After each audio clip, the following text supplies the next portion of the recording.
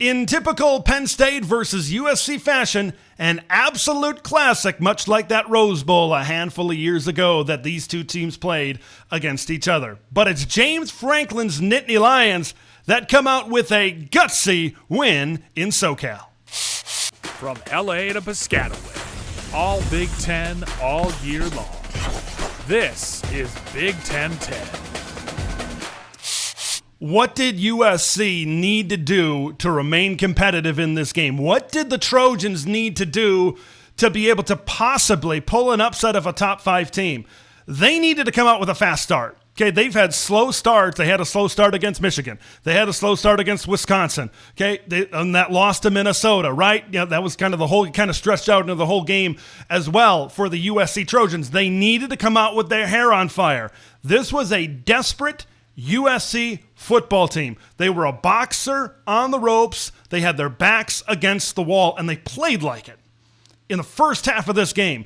And I thought that first half, for the most part, was really, really good, and it's what USC needed to remain competitive in this football game. But, you know, before we've had slow first halves, and then they pick it up in the second half, this was a USC team that still wasn't able to keep it going for the entire 60 minutes of this football game. I thought the Trojans did what they needed to do defensively to be able to hang around. I know the final stats might not reflect it, but I thought D'Anton Lynn came out and he pitched what he needed to do to be able to hang around in this football game. But folks, it's about making plays. Penn State made plays. Drew Aller made plays. And these are maybe not plays that a Penn State team might have made in the past. Aaron Taylor at halftime of the CBS halftime show, he says, hey, you're down 20-6. Are you going to prove that you've got that glass ceiling as a football program, or are you going to come back and show that championship level resiliency? Penn State showed that championship level resiliency. All right, let's get into some of my takeaways from this specific football game. I want to focus on 2 players that I think really lifted up their respective teams. Man, you got to talk about Tyler Warren. I've said on this channel in the past, I think he's the best tight end of the Big Ten. I think he's the best tight end in college football. I've also said I think he's my favorite player. I just love the way this dude plays the game. I love the way Penn State's offense is as a whole right now, and Tyler Warren is he's just unbelievable. I've never seen, I don't want to say a definite, but I'd really have to dig through the cobwebs to find a performance from a tight end at the college or maybe even the NFL level as well in recent memory where they have absolutely taken over a football game like Tyler Warren was able to take over this game for the Penn State Nittany Lions. Okay, we know maybe the wide receiving core for Penn State isn't the greatest, but Tyler Warren really gives them that threat in the pass game that's going to continue to take this Penn State offense and going to continue to take this Penn State team to another level. I think one thing that really amazed me about Tyler Warren in this game, how open he was. Now, that could be for a couple of reasons, right? Eric Gentry, the athletic linebacker, was not involved in this game. He was out of this game. USC might have been a little bit shorthanded defensively. Look, and he was a matchup nightmare for the Trojans to begin with. And then maybe when you have some injuries to deal with, that certainly doesn't play into your favor as well. But Tyler always found a way to get open, whether that's because of USC and what they were dealing with defensively, or whether it was due to Andy Kotelnicki always finding ways to scheme his best receiver open. Whatever it was, it certainly worked out for the Penn State Nittany Lions. He's going to keep defensive coordinators up at night. When DCs see this film, they're going to, we already knew he was great. We already knew he could catch the ball. We already knew he could run the football. And he can pass. Tyler Warren can do it all. I love seeing this kid play each and every single week. Let's talk about USC's player that I think really rose up this team in this game, and it's Woody Marks. I love the agility. I love the elusiveness. I love how he can quickly make a cut and find the hole to get those big chunk runs.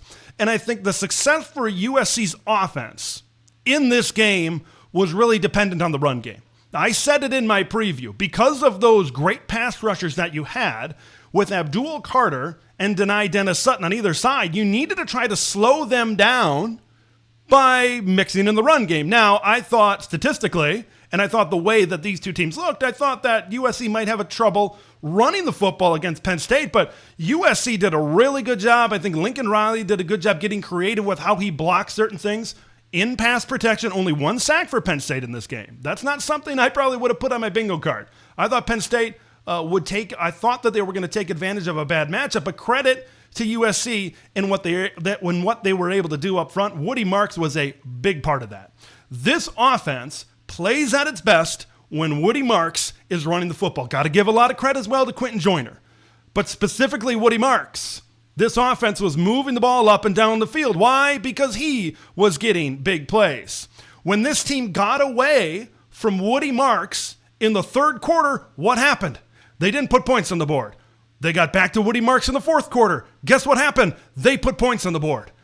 This game and USC's success on offense had a direct point to Woody Marks and what he was able to do. There was a clear point A to point B in that situation. So he did a great job keeping them in the football game and providing a spark on offense, but kind of on the negative side, when they got away from it, you saw what happened. And I'm going to get to more about that play calling with Lincoln Riley here in just a little bit. You've got these never give up Nittany Lions. Okay, so you get down 20-6. I think a big part in the game was when Penn State went all the way down the field. They're looking great on that first drive. An offensive pass interference penalty takes a touchdown off of the board, and then it puts a field goal on the board. By the way, I think both defenses at times played really well, forcing field goals into this game to keep their respective teams in this football game. USC was one team where I thought that maybe at times this game could have maybe swung one way or another, could have really swung in favor of Penn State. Forcing them to 2 field goals in the first half, I think, was big for that USC defense. But the way Penn State continuously battled throughout this game, they showed that championship level resolve that you want to see from a team traveling across the country, on the road, getting your best shot against an unranked team, backs against the wall. You're the 4th ranked team in the country.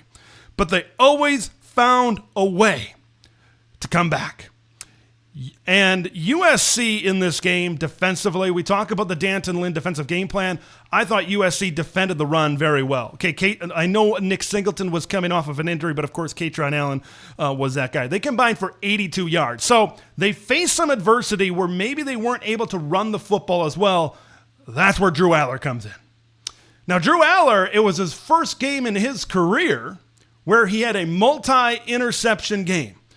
So Penn State was able to come back from 13 down, quickly tie this game up at 20, and Drew Aller, when he threw interceptions, he always found a way to come back. He always found a way to make plays. Now, coming into this game, I had a lot of respect for Drew Aller, but I think that respect level has risen after this type of clutch performance. Okay, he had to make 2 big 4th down throws on that drive late in the game. I think it was Julian Fleming caught them both, if I'm not mistaken. But Drew Aller found a way, man.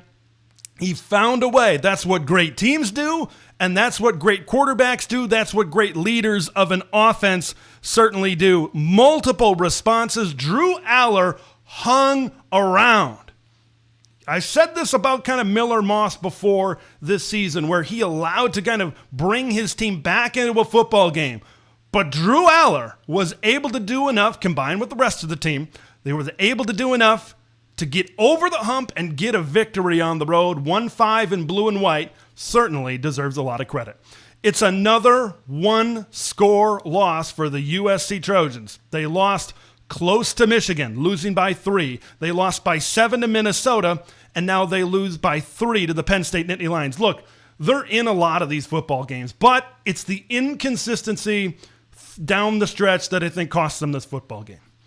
Lincoln Riley sometimes, look, I give him a lot of credit and his offensive prowess as a head coach, and it's rightfully deserved. Like, what did I see? Some stat where it's like the last 5 or 6 quarterbacks that he's coached are all starting in the NFL, with Spencer Rattler getting the nod in the National Football League this week. Like, nobody's doubting his prowess to develop quarterbacks. But sometimes it seems like he just wants to throw the football and show off his quarterbacks so much that he abandons what was really working for him in this game, and that was the run game. And USC was not able to put forth an entire consistent 60-minute effort. It was a little bit reversed from what it's been, where they're slow in the first half and then they come out hot in the second half. This time it was a little bit different. But now USC is sitting there at 3-3. I think what I'm interested in now that Big Ten championship hopes are clearly out the window, college football playoff hopes now with 3 losses are out the window. Where does this team sit at 3-3? You got Nebraska on the schedule. You've got Notre Dame a little bit later on in the schedule. Where does this team sit? Where does Lincoln Riley have this team mentally going forward? I think after a 7-5 to 8-5 with the bowl win, after that type of season last year, okay, they were certainly looking to take multiple steps up this season. I had them going 8-4. What is this team going to look like in the next few weeks? I think will tell us a lot about where Lincoln Riley is as a head coach in year 3 of this thing for the USC Trojans. But obviously, got to give a ton of credit to Penn State in how they were able to battle back. This is a team. Are they a championship level team? We'll see.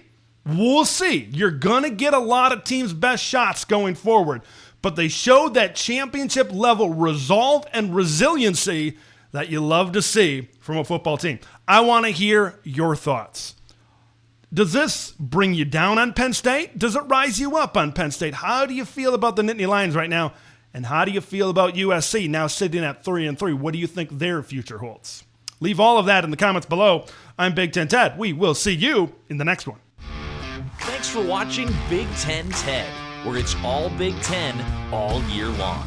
Make sure to like the video to spread the word of Big Ten Ted to the masses, and subscribe to the channel for updates on Big Ten content that drops every day.